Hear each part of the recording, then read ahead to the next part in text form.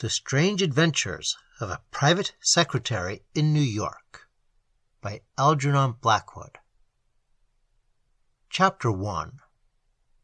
It was never quite clear to me how Jim Shorthouse managed to get his private secretaryship, but once he got it, he kept it, and for some years he led a steady life and put money in the savings bank.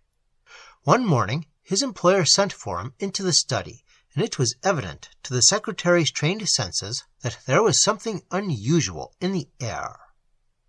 "Mr. Shorthouse," he began somewhat nervously, "I have never yet had the opportunity of observing whether or not you are possessed of personal courage."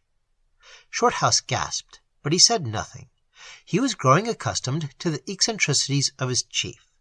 Shorthouse was a Kentish man. Sidebotham was raised in Chicago. New York was the present place of residence.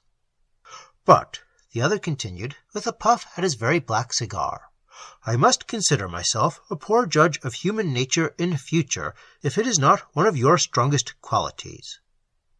The private secretary made a foolish little bow in modest appreciation of so uncertain a compliment. Mr. Jonas B. Sidebotham watched him narrowly, as the novelists say, before he continued his remarks.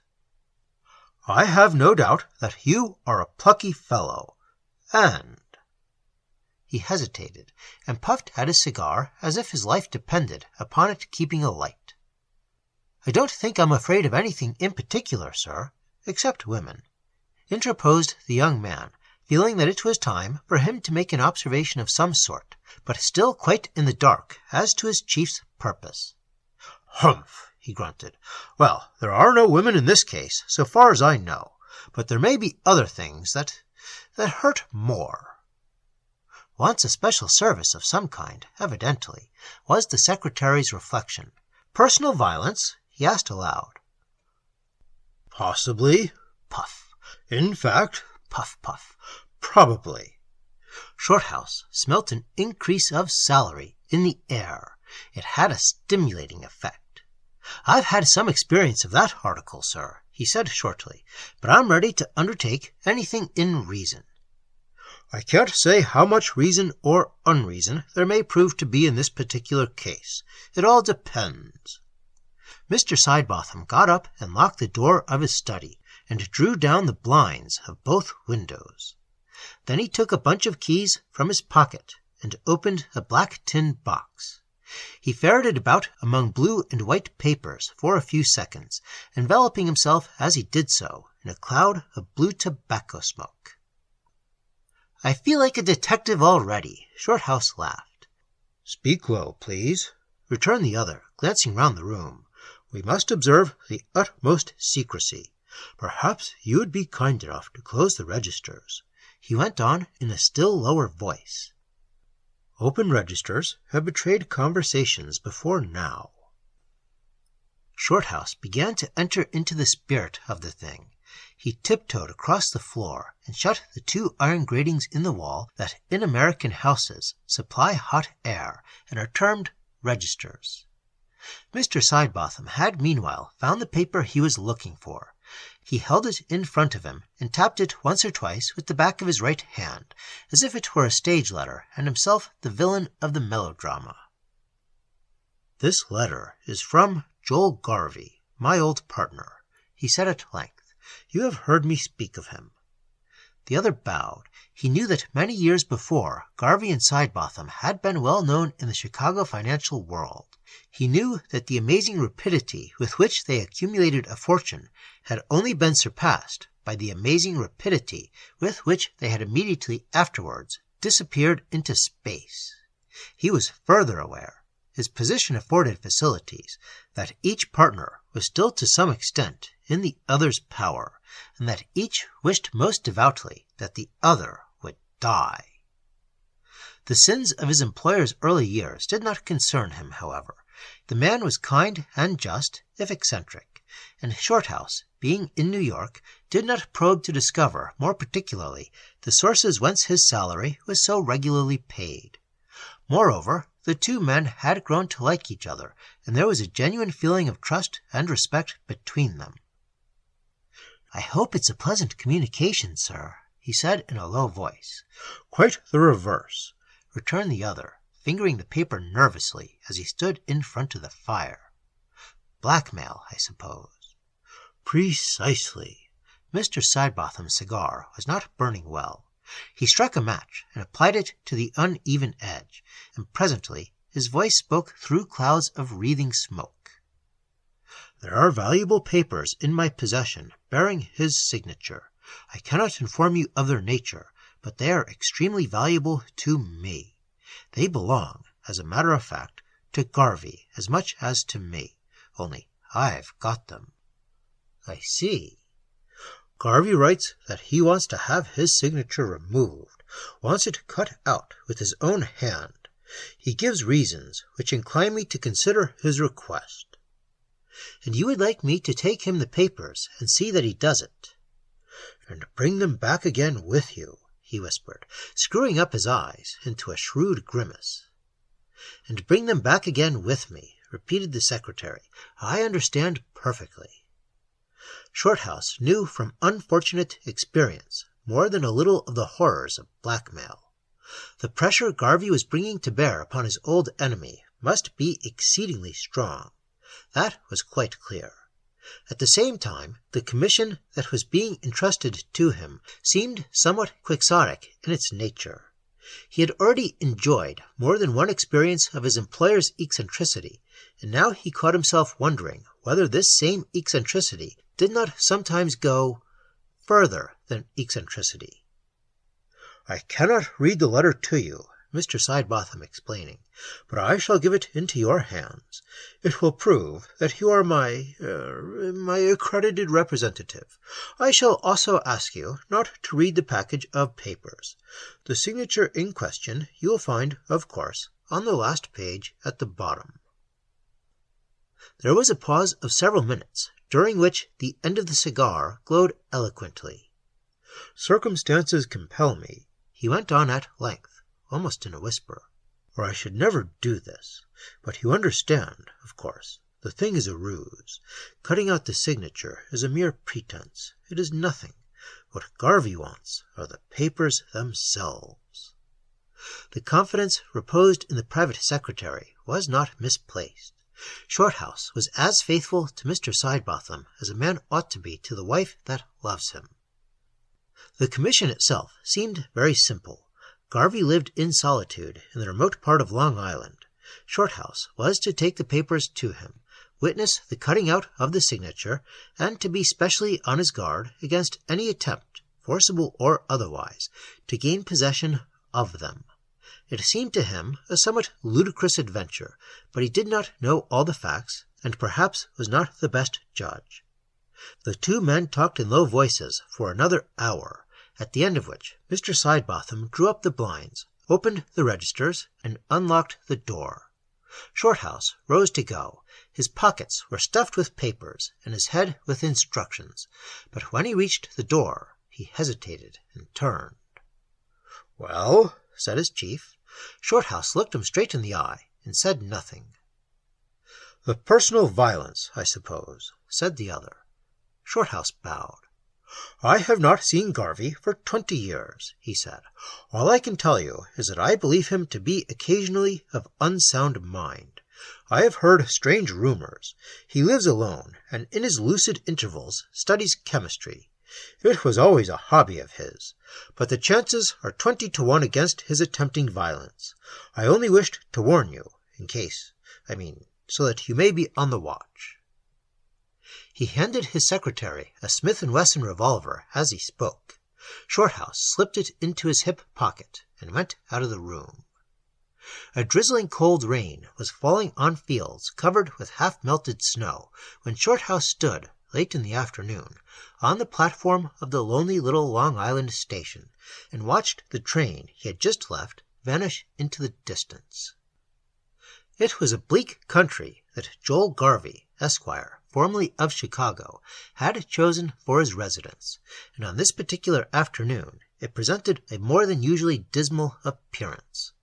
An expanse of flat fields covered with dirty snow stretched away on all sides till the sky dropped down to meet them.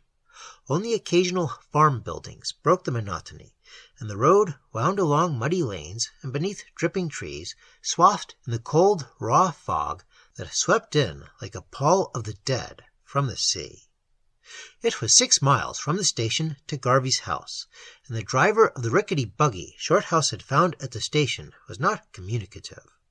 Between the dreary landscape and the drearier driver, he fell back upon his own thoughts, which, but for the spice of adventure that was promised, would themselves have been even drearier than either. He made up his mind that he would waste no time over the transaction. The moment the signature was cut out, he would pack up and be off. The last train back to Brooklyn was 7:15, and he would have to walk the 6 miles of mud and snow, for the driver of the buggy had refused point blank to wait for him.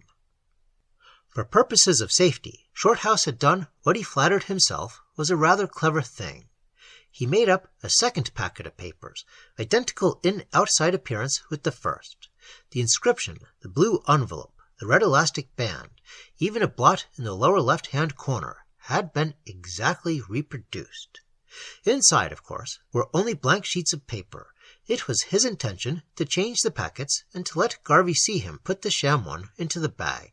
In case of violence, the bag would be the point of attack, and he intended to lock it and throw away the key. Before it could be forced open and the deception discovered, there would be time to increase his chances of escape with the real packet. It was 5 o'clock when the silent Jehu pulled up in front of a half-broken gate and pointed with his whip to a house that stood in its own grounds among trees and was just visible in the gathering gloom. Shorthouse told him to drive up to the front door, but the man refused. "I ain't running no risks," he said. "I've got a family." This cryptic remark was not encouraging, but Shorthouse did not pause to decipher it. He paid the man and then pushed open the rickety old gate swinging on a single hinge, and proceeded to walk up the drive that lay dark between close-standing trees. The house soon came into full view. It was tall and square, and had once evidently been white, but now the walls were covered with dirty patches, and there were wide yellow streaks where the plaster had fallen away. The windows stared black and uncompromising into the night. The garden was overgrown with weeds and long grass, standing up in ugly patches beneath the burden of wet snow. Complete silence reigned over all. There was not a sign of life. Not even a dog barked. Only in the distance the wheels of the retreating carriage could be heard growing fainter and fainter. As he stood in the porch between pillars of rotting wood, listening to the rain dripping from the roof into the puddles of slushy snow, he was conscious of a sensation of utter desertion and loneliness, such as he had never before experienced. The forbidding aspect of the house had the immediate effect of lowering his spirits. It might well have been the abode of monsters or demons in a child's wonder tale, creatures that only dared to come out under cover of darkness. He groped for the bell-handle or knocker, and finding neither, he raised his stick and beat a loud tattoo on the door. The sound echoed away in an empty space on the other side, and the wind moaned past him between the pillars, as if startled at his audacity. But there was no sound of approaching footsteps, and no one came to open the door. Again he beat a tattoo, louder and longer than the first one, and, having done so, waited with his back to the house, and stared across the unkempt garden into the fast-gathering shadows. Then he turned suddenly and saw that the door was standing ajar. It had been quietly opened, and a pair of eyes were peering at him round the edge. There was no light in the hall beyond, and he could only just make out the shape of a dim human face.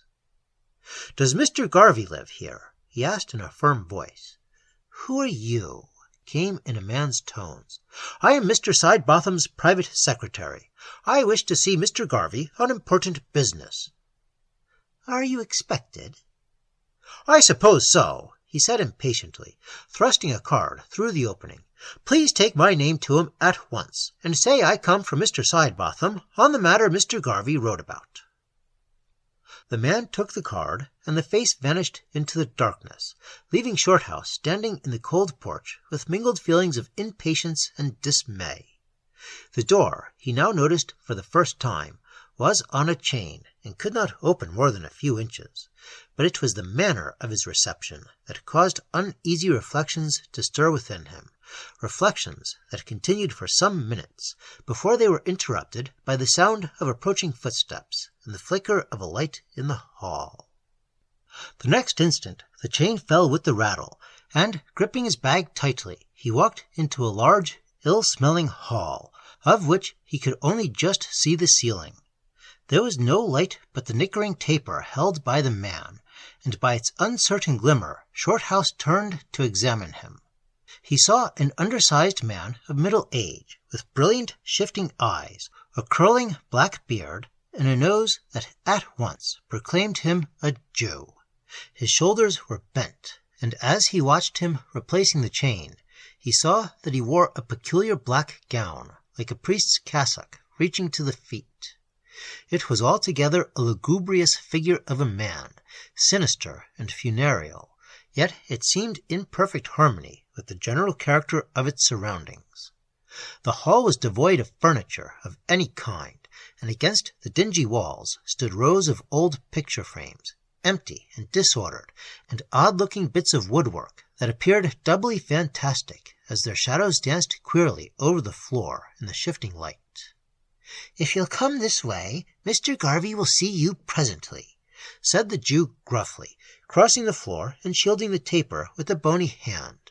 He never once raised his eyes above the level of the visitor's waistcoat, and, to Shorthouse, he somehow suggested a figure from the dead, rather than a man of flesh and blood. The hall smelt decidedly ill. All the more surprising, then, was the scene that met his eyes when the Jew opened the door at the further end, and he entered a room brilliantly lit with swinging lamps, and furnished with a degree of taste and comfort that amounted to luxury. The walls were lined with handsomely bound books, and armchairs were arranged round a large mahogany desk in the middle of the room. A bright fire burned in the grate, and neatly framed photographs of men and women stood on the mantelpiece on either side of an elaborately carved clock. French windows that opened like doors were partially concealed by warm red curtains, and on a sideboard against the wall stood decanters and glasses, with several boxes of cigars piled on top of one another. There was a pleasant odor of tobacco about the room. Indeed, it was in such glowing contrast to the chilly poverty of the hall that Shorthouse already was conscious of a distinct rise in the thermometer of his spirits. Then he turned and saw the Jew standing in the doorway, with his eyes fixed upon him, somewhere about the middle of his waistcoat. He presented a strangely repulsive appearance that somehow could not be attributed to any particular detail, and the secretary associated him in his mind with the monstrous black bird of prey more than anything else. "My time is short," he said abruptly. "I hope Mr. Garvey will not keep me waiting." A strange flicker of a smile appeared on the Jew's ugly face, and vanished as quickly as it came. He made a sort of deprecating bow by way of reply. Then he blew out the taper and went out, closing the door noiselessly behind him. Shorthouse was alone. He felt relieved. There was an air of obsequious insolence about the old Jew that was very offensive. He began to take note of his surroundings. He was evidently in the library of the house, for the walls were covered with books almost up to the ceiling. There was no room for pictures. Nothing but the shining backs of well-bound volumes looked down upon him.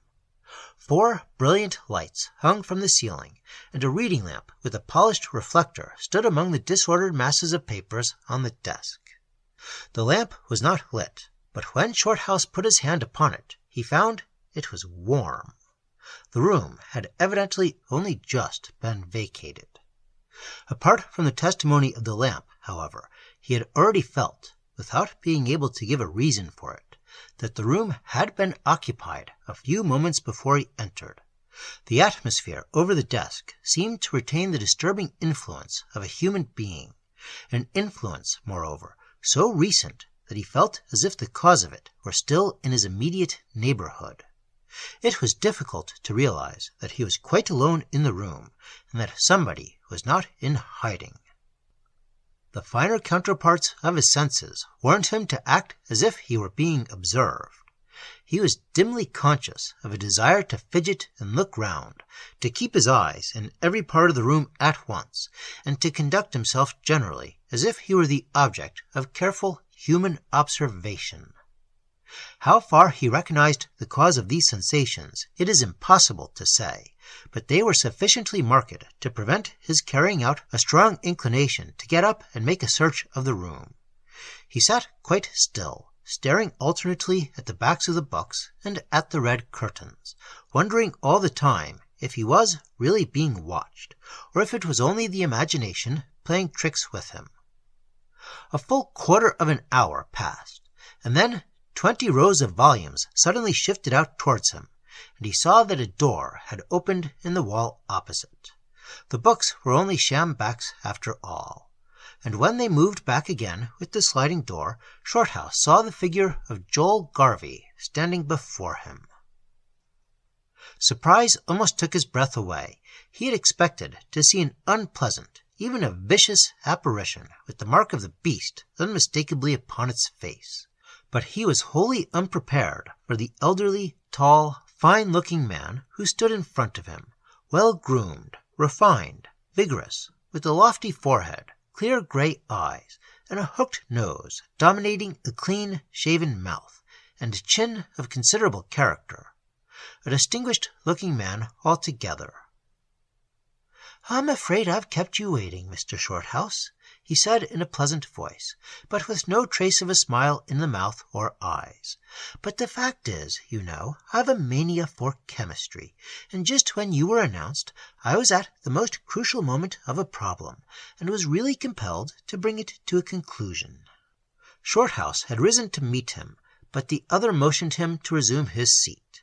It was borne in upon him irresistibly that Mr. Joel Garvey, for reasons best known to himself, was deliberately lying, and he could not help wondering at the necessity for such an elaborate misrepresentation. He took off his overcoat and sat down. "I've no doubt, too, that the door startled you," Garvey went on, evidently reading something of his guest's feelings in his face. "You probably had not suspected it. It leads into my little laboratory. Chemistry is an absorbing study to me, and I spend most of my time there." Mr. Garvey moved up to the armchair on the opposite side of the fireplace and sat down. Shorthouse made appropriate answers to these remarks, but his mind was really engaged in taking stock of Mr. Sidebotham's old-time partner. So far there was no sign of mental irregularity, and there was certainly nothing about him to suggest violent wrongdoing or coarseness of living. On the whole, Mr. Sidebotham's secretary was most pleasantly surprised, and, wishing to conclude his business as speedily as possible, he made a motion towards the bag for the purpose of opening it, when his companion interrupted him quickly. "You are Mr. Sidebotham's private secretary, are you not?" he asked. Shorthouse replied that he was. "Mr. Sidebotham," he went on to explain, "has entrusted me with the papers in the case, and I have the honor to return to you your letter of a week ago." He handed the letter to Garvey, who took it without a word, and deliberately placed it in the fire. He was not aware that the secretary was ignorant of its contents, yet his face betrayed no signs of feeling. Shorthouse noticed, however, that his eyes never left the fire until the last morsel was consumed. Then he looked up and said, "You are familiar, then, with the facts of this most peculiar case?" Shorthouse saw no reason to confess his ignorance. "I have all the papers, Mr. Garvey," he replied, taking them out of the bag, "and I should be very glad if we could transact our business as speedily as possible. If you will cut out your signature, I—" "One moment, please," interrupted the other. "I must, before we proceed further, consult with some papers in my laboratory. If you will allow me to leave you alone a few minutes for this purpose, we can conclude the whole matter in a very short time." Shorthouse did not approve of this further delay, but he had no option than to acquiesce, and when Garvey had left the room by the private door, he sat and waited with the papers in his hand. The minutes went by, and the other did not return. To pass the time, he thought of taking the false packet from his coat to see that the papers were in order, and the move was indeed almost completed when something, he never knew what, warned him to desist. The feeling again came over him that he was being watched, and he leaned back in his chair with the bag on his knees and waited with considerable impatience for the other's return. For more than 20 minutes he waited, and when at length the door opened and Garvey appeared, with profuse apologies for the delay, he saw by the clock that only a few minutes still remained of the time he had allowed himself to catch the last train. "Now I am completely at your service," he said pleasantly. "You must, of course, know, Mr. Shorthouse, that one cannot be too careful in matters of this kind, especially," he went on, speaking very slowly and impressively, "in dealing with a man like my former partner, whose mind, as you doubtless may have discovered, is at times very sadly affected." Shorthouse made no reply to this. He felt that the other was watching him as a cat watches a mouse. "It is almost a wonder to me," Garvey added, "that he is still at large. Unless he has greatly improved, it can hardly be safe for those who are closely associated with him." The other began to feel uncomfortable. Either this was the other side of the story, or it was the first signs of mental irresponsibility. "All business matters of importance require the utmost care, in my opinion, Mr. Garvey," he said at length cautiously. "Ah, then, as I thought, you have had a great deal to put up with from him," Garvey said, with his eyes fixed on his companion's face. "And no doubt he is still as bitter against me as he was years ago, when the disease first showed itself." Although this last remark was a deliberate question, and the questioner was waiting with fixed eyes for an answer, Shorthouse elected to take no notice of it. Without a word, he pulled the elastic band from the blue envelope with a snap, and plainly showed his desire to conclude the business as soon as possible. The tendency on the other's part to delay did not suit him at all. "But never personal violence, I trust, Mr. Shorthouse?" he added. "Never." "I'm glad to hear it," Garvey said in a sympathetic voice. "Very glad to hear it. And now," he went on, "if you are ready, we can transact this little matter of business before dinner. It will only take a moment." He drew a chair up to the desk and sat down, taking a pair of scissors from a drawer. His companion approached with the papers in his hand, unfolding them as he came. Garvey at once took them from him, and after turning over a few pages, he stopped and cut out a piece of writing at the bottom of the last sheet but one. Holding it up to him, Shorthouse read the words "Joel Garvey" in faded ink. "There, that's my signature," he said, "and I've cut it out. It must be nearly 20 years since I wrote it, and now I'm going to burn it." He went to the fire and stooped over to burn the little slip of paper, and while he watched it being consumed, Shorthouse put the real papers in his pocket and slipped the imitation ones into the bag. Garvey turned just in time to see this latter movement. On putting the papers back, Shorthouse said quietly, "You've done with them, I think." "Certainly," he replied, as, completely deceived, he saw the blue envelope disappear into the black bag and watched Shorthouse turn the key. "They no longer have the slightest interest for me." As he spoke, he moved over to the sideboard, and pouring himself out a small glass of whiskey, asked his visitor if he might do the same for him. But the visitor declined, and was already putting on his overcoat, when Garvey turned with genuine surprise on his face. "You surely are not going back to New York tonight, Mr. Shorthouse?" he said in a voice of astonishment. "I've just time to catch the 7:15, if I'm quick."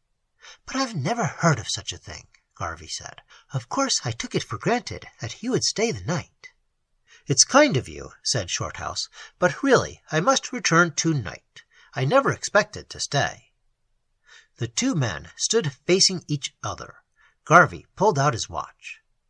"I'm exceedingly sorry," he said, "but upon my word, I took it for granted you would stay. I ought to have said so long ago.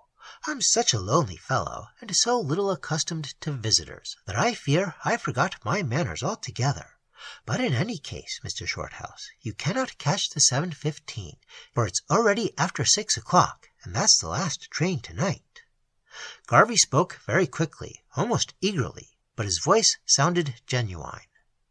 "There's time if I walk quickly," said the young man with decision, moving towards the door. He glanced at his watch as he went. Hitherto he had gone by the clock on the mantelpiece.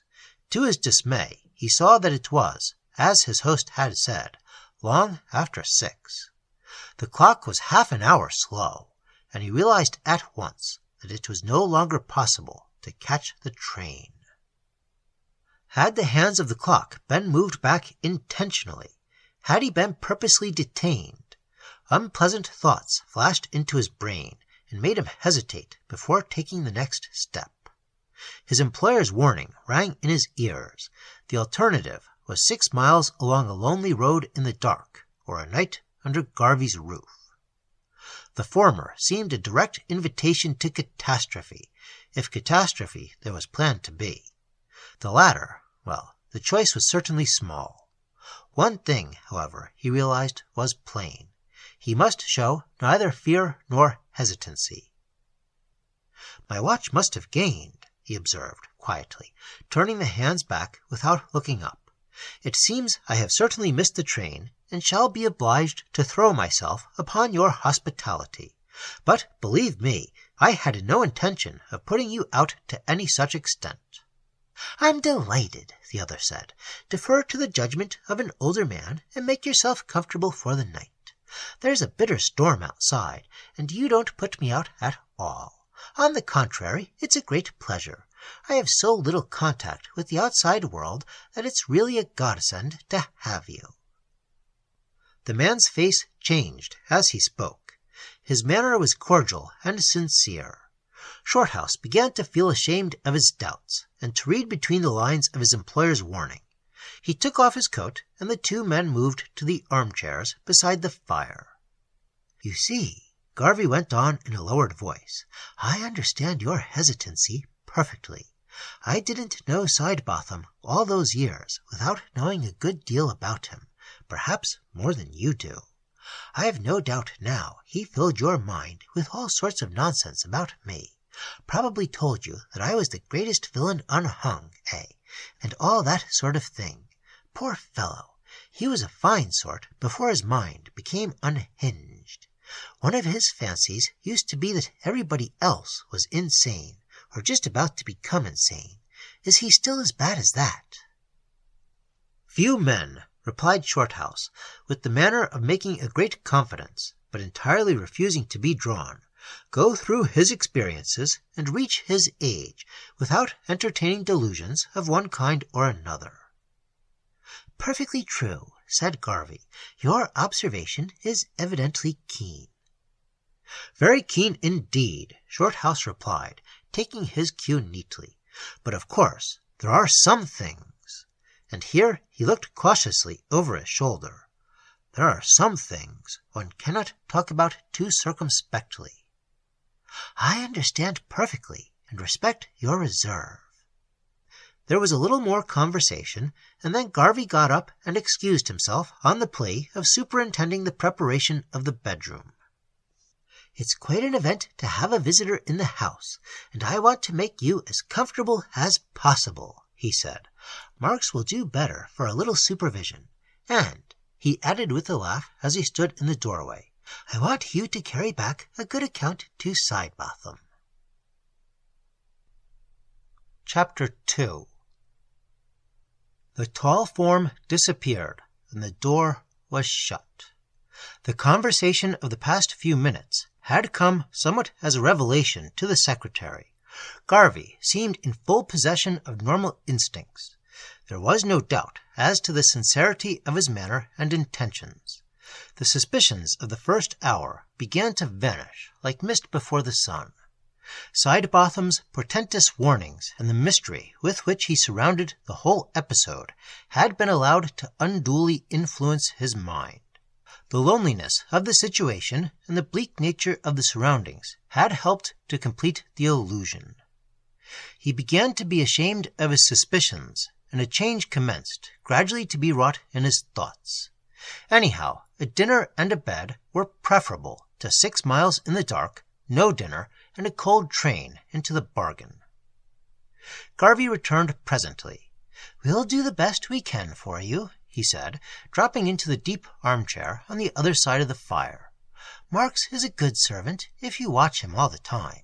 You must always stand over a Jew, though, if you want things done properly. They're tricky and uncertain, unless they're working for their own interests. But Marks might be worse, I'll admit. He's been with me for nearly 20 years. Cook, valet, housemaid, and butler, all in one. In the old days, you know, he was a clerk in our office in Chicago." Garvey rattled on, and Shorthouse listened, with occasional remarks thrown in.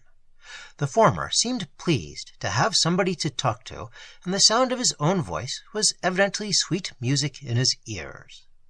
After a few minutes, he crossed over to the sideboard and again took up the decanter of whiskey, holding it to the light. "You will join me this time," he said pleasantly, pouring out 2 glasses. "It will give us an appetite for dinner."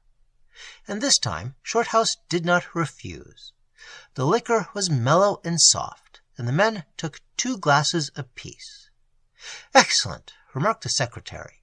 "Glad you appreciate it," said the host, smacking his lips. "It's very old whiskey, and I rarely touch it when I'm alone. But this," he added, "is a special occasion, isn't it?"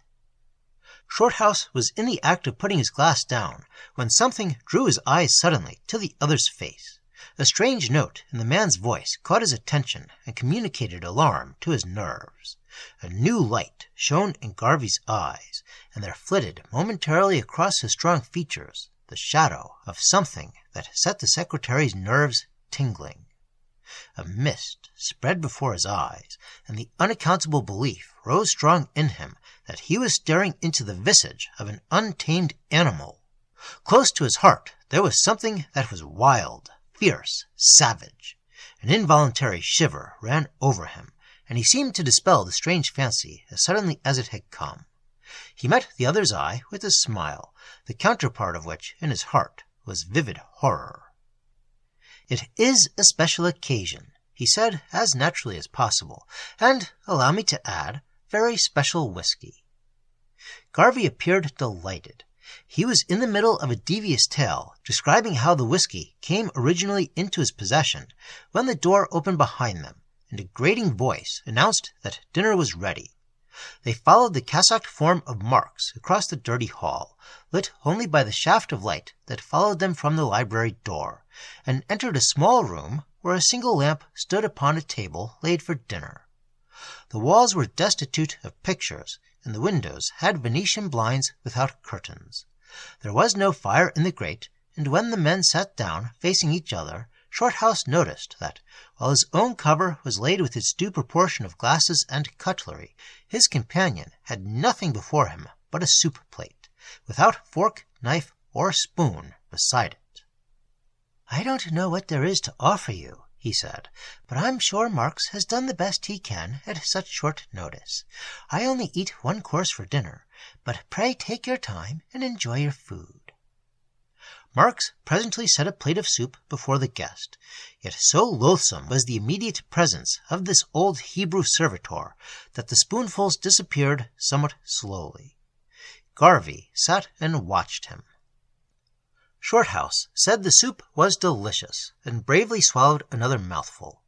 In reality, his thoughts were centered upon his companion, whose manners were giving evidence of a gradual and curious change. There was a decided difference in his demeanor, a difference that his secretary felt at first, rather than saw.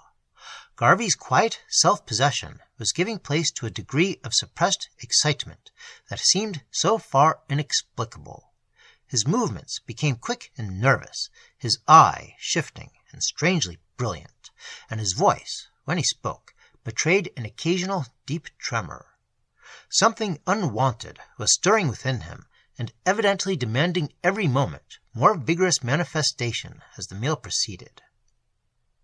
Intuitively, Shorthouse was afraid of this growing excitement, and while negotiating some uncommonly tough pork chops, he tried to lead the conversation onto the subject of chemistry, of which in his Oxford days he had been an enthusiastic student.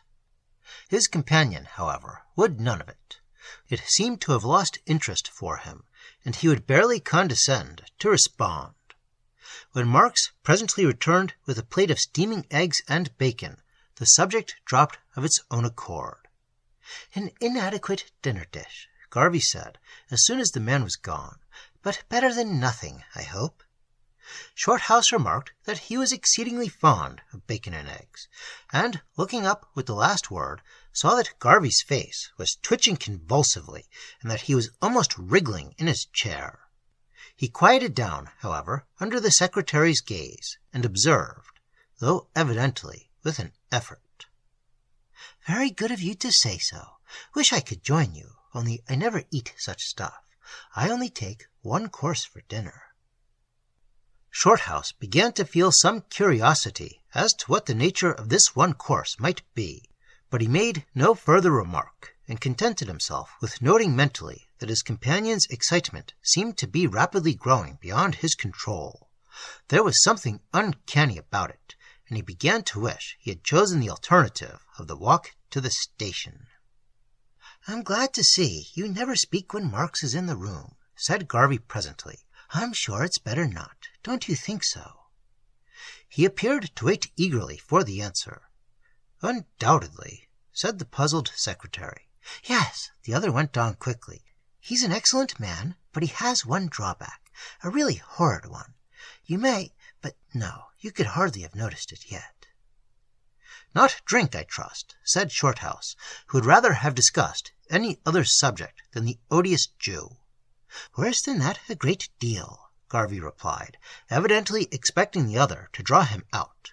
But Shorthouse was in no mood to hear anything horrible, and he declined to step into the trap. "The best of servants have their faults," he said coldly. "I'll tell you what it is, if you like," Garvey went on, still speaking very low, and leaning forward over the table, so that his face came very close to the flame of the lamp. "Only we must speak quietly, in case he's listening. I'll tell you what it is, if you think you won't be frightened." "Nothing frightens me," he laughed. Garvey must understand that, at all events. "Nothing can frighten me," he repeated. "I'm glad of that, for it frightens me a good deal sometimes." Shorthouse feigned indifference, yet he was aware that his heart was beating a little quicker, and that there was a sensation of chilliness in his back. He waited in silence for what was to come. "He has a horrible predilection for vacuums," Garvey went on presently, in a still lower voice, and thrusting his face farther forward under the lamp. "Vacuums!" exclaimed the secretary, in spite of himself. "What in the world do you mean?" "What I say, of course. He's always tumbling into them, so that I can't find him or get at him. He hides there for hours at a time, and for the life of me I can't make out what he does there." Shorthouse stared his companion straight in the eyes. What in the name of heaven was he talking about? "Do you suppose he goes there for a change of air, or to escape?" he went on in a louder voice. Shorthouse could have laughed outright, but for the expression of the other's face. "I should not think there was much air of any sort in a vacuum," he said quietly. "That's exactly what I feel," continued Garvey, with ever-growing excitement. "That's the horrid part of it. How the devil does he live there? You see—" "Have you ever followed him there?" interrupted the secretary. The other leaned back in his chair and drew a deep sigh. "Never. It's impossible. You see, I can't follow him. There's not room for two. A vacuum only holds one comfortably. Marks knows that, He's out of my reach altogether once he's fairly inside. He knows the best side of a bargain. He's a regular Jew. That is a drawback to a servant. Of course, Shorthouse spoke slowly, with his eyes on his plate. A drawback, interrupted the other with an ugly chuckle. I call it a draw-in. That's what I call it. A draw-in does seem a more accurate term, assented Shorthouse. But, he went on, I thought that nature abhorred a vacuum. She used to when I was at school, though perhaps it's so long ago. He hesitated and looked up. Something in Garvey's face, something he had felt before he looked up, stopped his tongue and froze the words in his throat. His lips refused to move and became suddenly dry. Again the mist rose before his eyes, and the appalling shadow dropped its veil over the face before him. Garvey's features began to burn and glow. Then they seemed to coarsen and somehow slip confusedly together. He stared for a second, it seemed only for a second, into the visage of a ferocious and abominable animal, and then, as suddenly as it had come, the filthy shadow of the beast passed off, the mist melted out, and with a mighty effort over his nerves, he forced himself to finish his sentence. You see, it's so long since I've given attention to such things, he stammered out. His heart was beating rapidly, and a feeling of oppression was gathering over it. It's my peculiar and special study, on the other hand, Garvey resumed. I've not spent all these years in my laboratory to no purpose, I can assure you. Nature, I know for a fact, he added with unnatural warmth, does not abhor a vacuum. On the contrary, she's uncommonly fond of 'em, much too fond, it seems, for the comfort of my little household. If there were fewer vacuums and more abhorrence, we should get on better, a damned sight better, in my opinion. Your special knowledge, no doubt, enables you to speak with authority, Shorthouse said, curiosity and alarm warring with other mixed feelings in his mind. But how can a man tumble into a vacuum? You may well ask. That's just it. How can he? It's preposterous, and I can't make it out at all. Marx knows, but he won't tell me. Jews know more than we do. For my part, I have reason to believe. He stopped and listened. Hush, here he comes, he added, rubbing his hands together as if in glee, and fidgeting in his chair. Steps were heard coming down the passage, and as they approached the door, Garvey seemed to give himself completely over to an excitement he could not control. His eyes were fixed on the door, and he began clutching the tablecloth with both hands. Again his face was screened by a loathsome shadow. It grew wild, wolfish, as through a mask that concealed and yet was thin enough to let through a suggestion of the beast crouching behind. There leaped into his countenance the strange look of the animal in the human, the expression of the werewolf, the monster. The change in all its loathsomeness came rapidly over his features, which began to lose their outline. The nose flattened, dropping with broad nostrils over thick lips.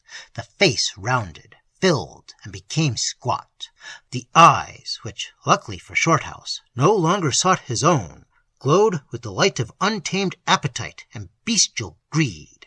The hands left the tablecloth and grasped the edge of the plate, and then clutched the cloth again. "This is my course coming now," said Garvey in a deep guttural voice. He was shivering. His upper lip was partly lifted and showed the teeth, white and gleaming. A moment later the door opened, and Marx hurried into the room and set a dish in front of his master. Garvey half rose to meet him, stretching out his hands and grinning horribly. With his mouth he made a sound like the snarl of an animal. The dish before him was steaming, but the slight vapor rising from it betrayed by its odor that it was not born of a fire of coals. It was the natural heat of flesh, warmed by the fires of life only just expelled. The moment the dish rested on the table, Garvey pushed away his own plate and drew the other up close under his mouth. Then he seized the food in both hands and commenced to tear it with his teeth, grunting as he did so. Shorthouse closed his eyes with a feeling of nausea. When he looked up again, the lips and jaw of the man opposite were stained with crimson. The whole man was transformed, a feasting tiger, starved and ravenous, but without a tiger's grace. This was what he watched for several minutes, transfixed with horror and disgust. Marks had already taken his departure, knowing evidently what was not good for the eyes to look upon, and Shorthouse knew at last that he was sitting face to face with the madman. The ghastly meal was finished in an incredibly short time, and nothing was left but a tiny pool of red liquid, rapidly hardening. Garvey leaned back heavily in his chair and sighed. His smeared face, withdrawn now from the glare of the lamp, began to resume its normal appearance. Presently he looked up at his guest and said in his natural voice, "I hope you've had enough to eat. You wouldn't care for this, you know," with a downward glance. Shorthouse met his eyes with an inward loathing, and it was impossible not to show some of the repugnance he felt. In the other's face, however, he thought he saw a subdued, cowed expression, but he found nothing to say. "Marks will be in presently," Garvey went on. "He's either listening or in a vacuum." "Does he choose any particular time for his visits?" the secretary managed to ask. "He generally goes after dinner, just about this time, in fact. But he's not gone yet," he added, shrugging his shoulders, "for I think I hear him coming." Shorthouse wondered whether vacuum was possibly synonymous with wine cellar, but gave no expression to his thoughts. With chills of horror still running up and down his back, he saw Marks come in with a basin and towel, while Garvey thrust up his face just as an animal puts up its muzzle to be rubbed. "Now we'll have coffee in the library, if you're ready," he said in the tone of a gentleman addressing his guests after a dinner party. Shorthouse picked up the bag, which had lain all this time between his feet, and walked through the door his host held open for him. Side by side they crossed the dark hall together, and, to his disgust, Garvey linked an arm in his, and, with his face so close to the secretary's ear that he felt the warm breath, said in a thick voice, "You're uncommonly careful with that bag, Mr. Shorthouse. It surely must contain something more than the bundle of papers." "Nothing but the papers," he answered, feeling the hand burning upon his arm, and wishing he were miles away from the house and its abominable occupants. "Quite sure?" asked the other, with an odious and suggestive chuckle. "Is there any meat in it? Fresh meat? Raw meat?" The secretary felt, somehow, that at the least sign of fear, the beast on his arm would leap upon him and tear him with his teeth. "Nothing of the sort," he answered vigorously. "It wouldn't hold enough to feed a cat." "True," said Garvey, with a vile sigh, while the other felt the hand upon his arm twitch up and down, as if feeling the flesh. "True, it's too small to be of any real use. As you say, it wouldn't hold enough to feed a cat." Shorthouse was unable to suppress a cry. The muscles of his fingers, too, relaxed in spite of himself, and he let the black bag drop with a bang to the floor. Garvey instantly withdrew his arm and turned with a quick movement, but the secretary had regained his control as suddenly as he had lost it, and he met the maniac's eye with a steady and aggressive glare. "There, you see, it's quite light. It makes no appreciable noise when I drop it." He picked it up and let it fall again, as if he had dropped it for the first time purposely. The ruse was successful. "Yes, you're right," Garvey said, still standing in the doorway and staring at him. "At any rate, it wouldn't hold enough for two," he laughed. And as he closed the door, the horrid laughter echoed in the empty hall. They sat down by a blazing fire, and Shorthouse was glad to feel its warmth. Marks presently brought in coffee. A glass of the old whiskey and a good cigar helped to restore equilibrium. For some minutes the men sat in silence, staring into the fire. Then, without looking up, Garvey said in a quiet voice, "I suppose it was a shock to you to see me eat raw meat like that. I must apologize if it was unpleasant to you, but it's all I can eat, and it's the only meal I take in the 24 hours. Best nourishment in the world, no doubt, though I should think it might be a trifle strong for some stomachs."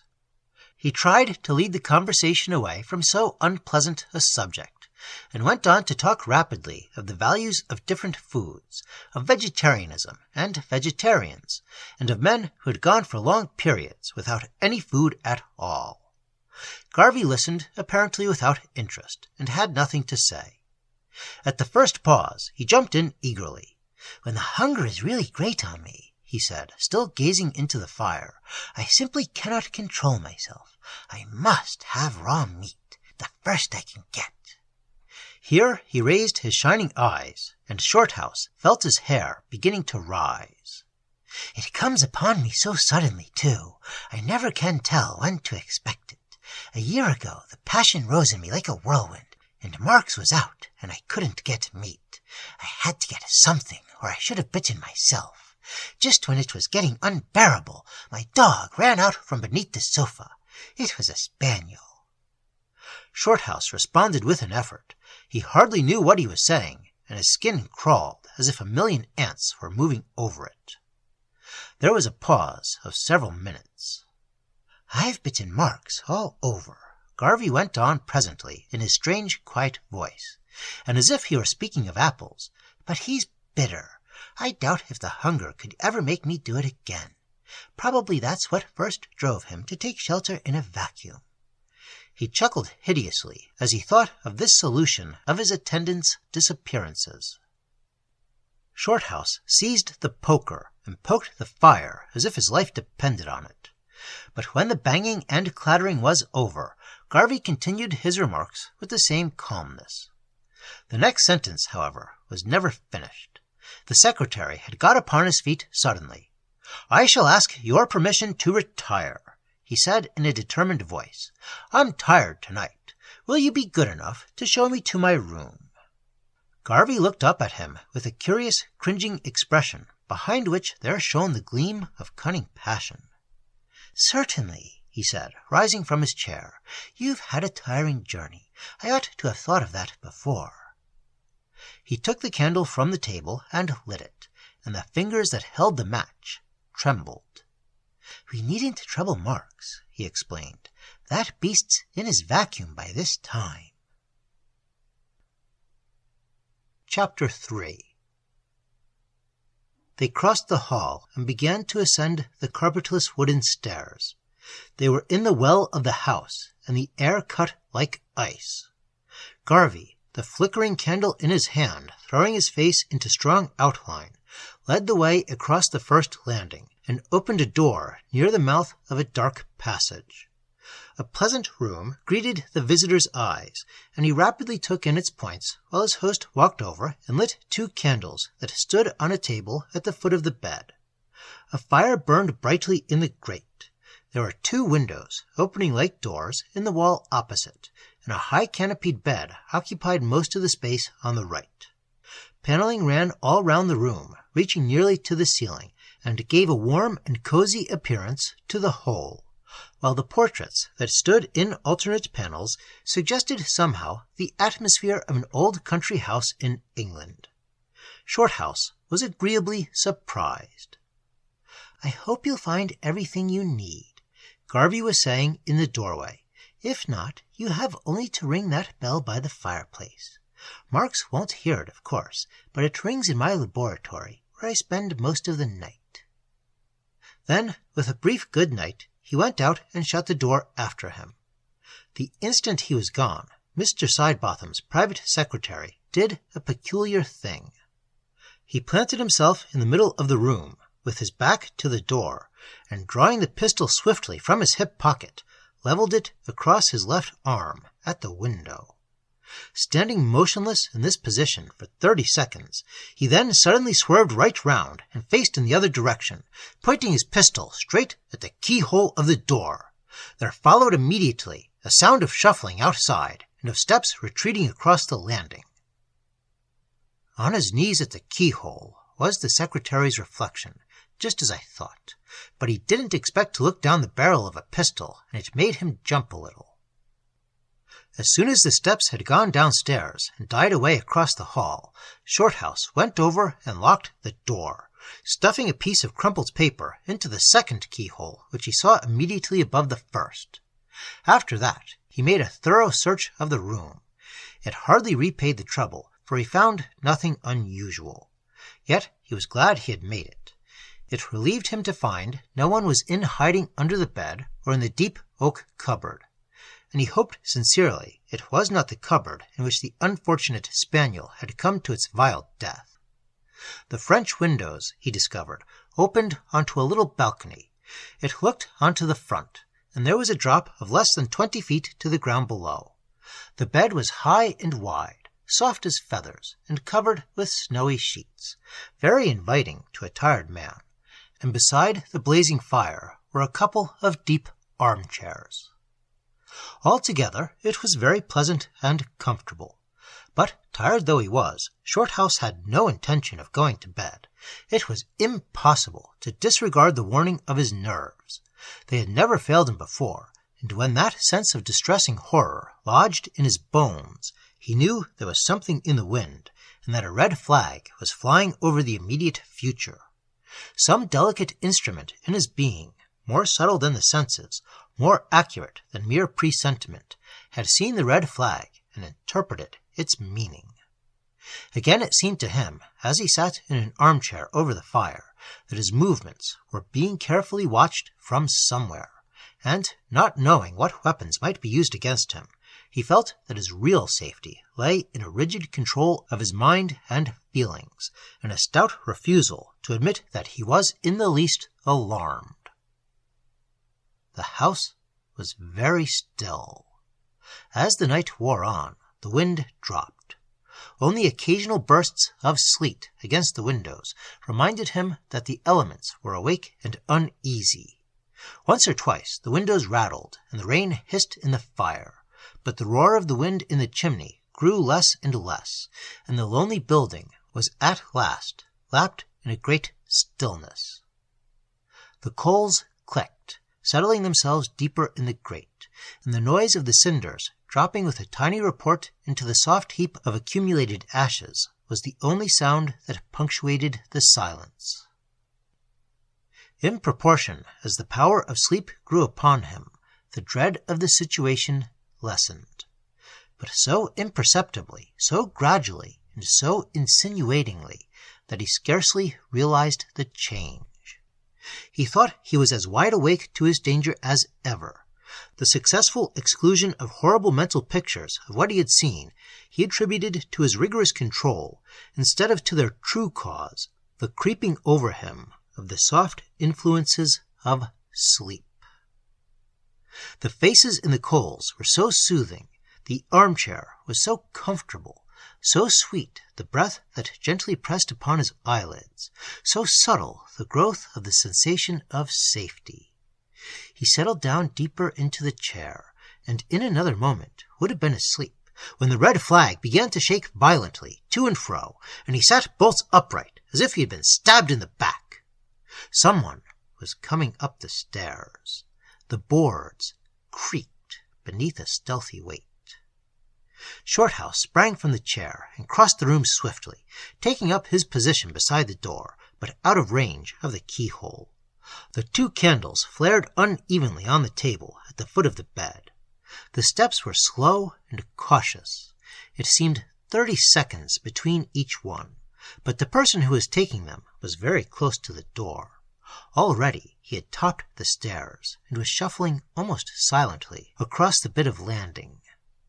The secretary slipped his hand into his pistol pocket and drew back further against the wall, and hardly had he completed the movement when the sounds abruptly ceased, and he knew that somebody was standing just outside the door and preparing for a careful observation through the keyhole. He was in no sense a coward. In action he was never afraid. It was the waiting and wondering and the uncertainty that might have loosened his nerves a little, but somehow a wave of intense horror swept over him for a second as he thought of the bestial maniac and of the attendant Jew, and he would rather have faced a pack of wolves than have to do with either of these men. Something brushing gently against the door set his nerves tingling afresh and made him tighten his grasp on the pistol. The steel was cold and slippery in his moist fingers. What an awful noise it would make when he pulled the trigger! If the door were to open, how close he would be to the figure that came in! Yet he knew it was locked on the inside and could not possibly open. Again, something brushed against the panel beside him, and a second later the piece of crumpled paper fell from the keyhole to the floor, while the piece of thin wire that had accomplished this result showed its point for a moment in the room, and was then swiftly withdrawn. Somebody was evidently peering now through the keyhole, and realizing this fact, the spirit of attack entered into the heart of the beleaguered man. Raising aloft his right hand, he brought it suddenly down with a resounding crash upon the panel of the door next to the keyhole, a crash that, to the crouching eavesdropper, must have seemed like a clap of thunder out of a clear sky. There was a gasp and a slight lurching against the door, and the midnight listener rose startled and alarmed, for Shorthouse plainly heard the tread of feet across the landing and down the stairs, till they were lost in the silences of the hall. Only this time, it seemed to him, there were 4 feet instead of 2. Quickly stuffing the paper back into the keyhole, he was in the act of walking back to the fireplace when, over his shoulder, he caught sight of a white face pressed in outline against the outside of the window. It was blurred in the streams of sleet, but the white of the moving eyes was unmistakable. He turned instantly to meet it, but the face was withdrawn like a flash, and darkness rushed in to fill the gap where it had appeared. Watched on both sides, he reflected, but he was not to be surprised into any sudden action, and quietly walking over to the fireplace, as if he had seen nothing unusual, he stirred the coals a moment, and then strolled leisurely over to the window. Steeling his nerves, which quivered a moment in spite of his will, he opened the window and stepped out onto the balcony. The wind, which he thought had dropped, rushed past him into the room and extinguished one of the candles, while a volley of fine cold rain burst all over his face. At first he could see nothing, and the darkness came up close to his eyes like a wall. He went a little farther onto the balcony and drew the window after him till it clashed. Then he stood and waited. But nothing touched him. No one seemed to be there. His eyes got accustomed to the blackness, and he was able to make out the iron railing, the dark shapes of the trees beyond, and the faint light coming from the other window. Through this he peered into the room, walking the length of the balcony to do so. Of course, he was standing in a shaft of light, and whoever was crouching in the darkness below could plainly see him. Below, that there should be anyone above did not occur to him until, just as he was preparing to go in again, he became aware that something was moving in the darkness over his head. He looked up, instinctively raising a protecting arm, and saw a long black line swinging against the dim wall of the house. The shutters of the window on the next floor, whence it depended, were thrown open and moving backwards and forwards in the wind. The line was evidently a thickish cord, for as he looked, it was pulled in, and the end disappeared in the darkness. Shorthouse, trying to whistle to himself, peered over the edge of the balcony, as if calculating the distance he might have to drop, and then calmly walked into the room again and closed the window behind him, leaving the latch so that the lightest touch would cause it to fly open. He relit the candle and drew a straight-backed chair up to the table. Then he put coal on the fire and stirred it up into a royal blaze. He would willingly have folded the shutters over those staring windows at his back, but that was out of the question. It would have been to cut off his way of escape. Sleep, for the time, was at a disadvantage. His brain was full of blood, and every nerve was tingling. He felt as if countless eyes were upon him, and scores of stained hands were stretching out from the corners and crannies of the house to seize him. Crouching figures of hideous Jews, stood everywhere about him where shelter was, creeping forward out of the shadows when he was not looking, and retreating swiftly and silently when he turned his head. Wherever he looked, other eyes met his own, and though they melted away under his steady, confident gaze, he knew they would wax and draw in upon him the instant his glances weakened and his will wavered. Though there were no sounds, he knew that in the well of the house there was movement going on, and preparation. And this knowledge, inasmuch as it came to him irresistibly and through other and more subtle channels than those of the senses, kept the sense of horror fresh in his blood and made him alert and awake. But no matter how great the dread in his heart, the power of sleep will eventually overcome it. Exhausted nature is irresistible, and as the minutes wore on and midnight passed, he realized that nature was vigorously asserting herself, and sleep was creeping upon him from the extremities. To lessen the danger, he took out his pencil and began to draw the articles of furniture in the room. He worked into elaborate detail the cupboard, the mantelpiece, and the bed, and from these he passed on to the portraits. Being possessed of genuine skill, he found the occupation sufficiently absorbing. It kept the blood in his brain, and that kept him awake. The pictures, moreover, now that he considered them for the first time, were exceedingly well painted. Owing to the dim light, he centered his attention upon the portraits beside the fireplace. On the right was a woman, with a sweet, gentle face, and a figure of great refinement. On the left was a full-size figure of a big, handsome man, with a full beard, and wearing a hunting costume of ancient date. From time to time he turned to the windows behind him, but the vision of the face was not repeated. More than once, too, he went to the door and listened, but the silence was so profound in the house that he gradually came to believe the plan of attack had been abandoned. Once he went out onto the balcony, but the sleet stung his face, and he only had time to see that the shutters above were closed when he was obliged to seek the shelter of the room again. In this way the hours passed. The fire died down, and the room grew chilly. Shorthouse had made several sketches of the two heads, and was beginning to feel overpoweringly weary. His feet and his hands were cold, and his yawns were prodigious. It seemed ages and ages since the steps had come to listen at his door, and the face had watched him from the window. A feeling of safety had somehow come to him. In reality, he was exhausted. His one desire was to drop upon the soft white bed and yield himself up to sleep without any further struggle. He rose from his chair with a series of yawns that refused to be stifled, and looked at his watch. It was close upon 3 a.m. He made up his mind that he would lie down with his clothes on and get some sleep. It was safe enough. The door was locked on the inside, and the window was fastened. Putting the bag on the table near his pillow, he blew out the candles, and dropped with a sense of careless and delicious exhaustion upon the soft mattress. In 5 minutes he was sound asleep. There had scarcely been time for the dreams to come when he found himself lying sideways across the bed with wide-open eyes, staring into the darkness. Someone had touched him, and he writhed away in his sleep as from something unholy. The movement had awakened him. The room was simply black. No light came from the windows, and the fire had gone out as completely as if water had been poured upon it. He gazed into a sheet of impenetrable darkness that came close up to his face like a wall. His first thought was for the papers in his coat, and his hand flew to the pocket. They were safe, and the relief caused by this discovery left his mind instantly free for other reflections.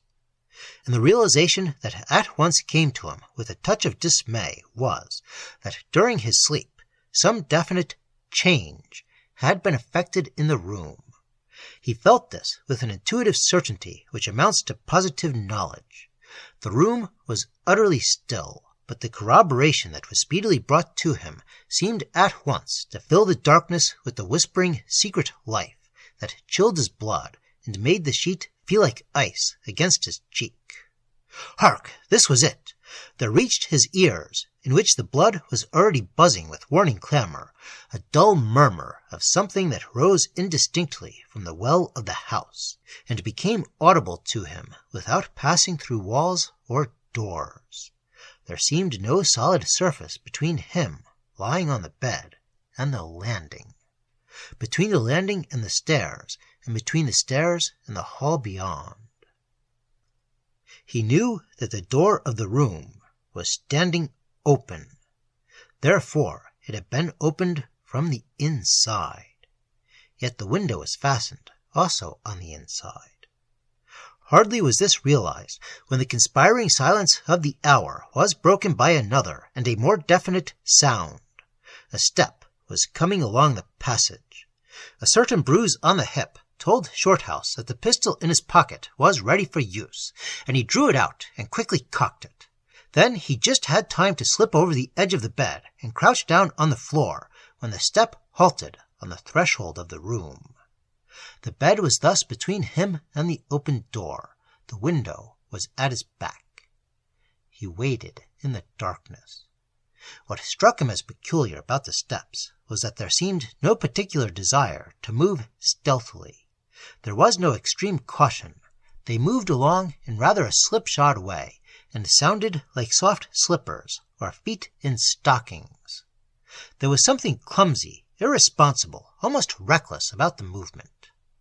For a second the steps paused upon the threshold, but only for a second. Almost immediately they came on into the room, and as they passed from the wood to the carpet, Shorthouse noticed that they became wholly noiseless.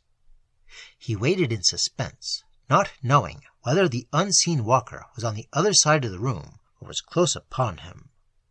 Presently he stood up and stretched out his left arm in front of him, groping, searching, feeling in a circle, and behind it he held the pistol, cocked and pointed, in his right hand. As he rose, a bone cracked in his knee, his clothes rustled as if they were newspapers, and his breath seemed loud enough to be heard all over the room. But not a sound came to betray the position of the invisible intruder. Then, just when the tension was becoming unbearable, a noise relieved the gripping silence. It was wood knocking against wood, and it came from the farther end of the room.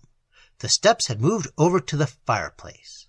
A sliding sound almost immediately followed it, and then silence closed again over everything like a pall. For another 5 minutes Shorthouse waited, and then the suspense became too much. He could not stand that open door.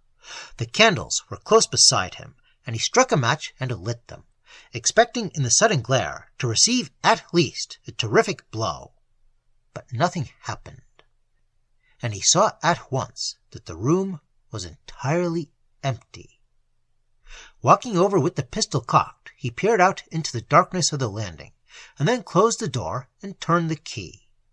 Then he searched the room, bed, cupboard, table, curtains, everything that could have concealed a man, but found no trace of the intruder.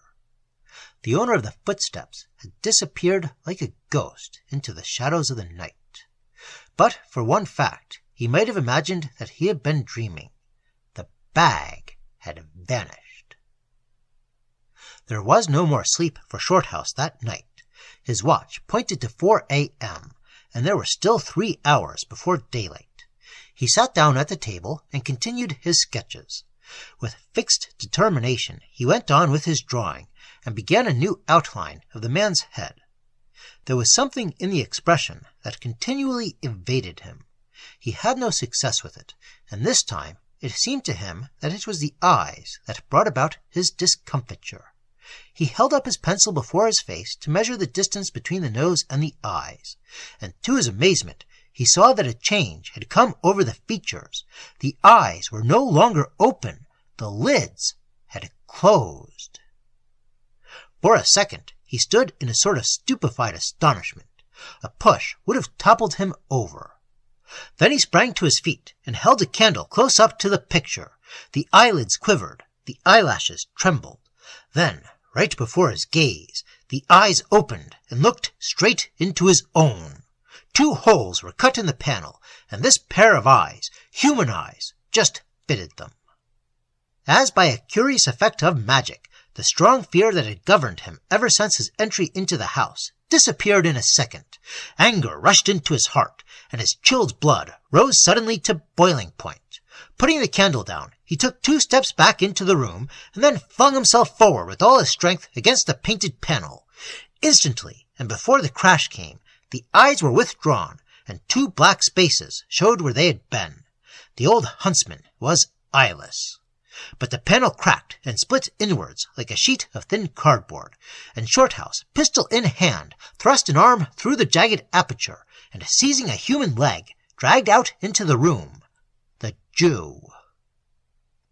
Words rushed in such a torrent to his lips that they choked him. The old Hebrew, white as chalk, stood shaking before him, the bright pistol barrel opposite his eyes, when a volume of cold air rushed into the room, and with it a sound of hurried steps. Shorthouse felt his arm knocked up before he had time to turn, and the same second Garvey, who had somehow managed to burst open the window, came between him and the trembling Marks. His lips were parted, and his eyes rolled strangely in his distorted face. "Don't shoot him! Shoot in the air!" he shrieked. He seized the Jew by the shoulders. "You damn hound!" he roared, hissing in his face. "So I've got you at last. That's where your vacuum is it? I know your vile hiding place at last." He shook him like a dog. "I've been after him all night," he cried, turning to Shorthouse. "All night, I tell you, and I've got him at last." Garvey lifted his upper lip as he spoke, and showed his teeth. They shone like the fangs of a wolf. The Jew evidently saw them too, for he gave a horrid yell and struggled furiously. Before the eyes of the secretary, a mist seemed to rise. The hideous shadow again leaped into Garvey's face. He foresaw a dreadful battle, and covering the 2 men with his pistol, he retreated slowly to the door. Whether they were both mad or both criminal, he did not pause to inquire. The only thought present in his mind was that the sooner he made his escape, the better. Garvey was still shaking the Jew when he reached the door and turned the key, but as he passed out onto the landing, both men stopped their struggling and turned to face him. Garvey's face, bestial, loathsome, livid with anger. The Jew's, white and grey with fear and horror. Both turned towards him and joined in a wild, horrible yell that woke the echoes of the night. The next second they were after him at full speed. Shorthouse slammed the door in their faces and was at the foot of the stairs, crouching in the shadow before they were out upon the landing. They tore shrieking down the stairs and past him into the hall, and, wholly unnoticed, Shorthouse whipped up the stairs again, crossed the bedroom, and dropped from the balcony into the soft snow. As he ran down the drive, he heard behind him in the house the yells of the maniacs. And when he reached home several hours later, Mr. Sidebotham not only raised his salary, but also told him to buy a new hat and overcoat, and to send in the bill to him.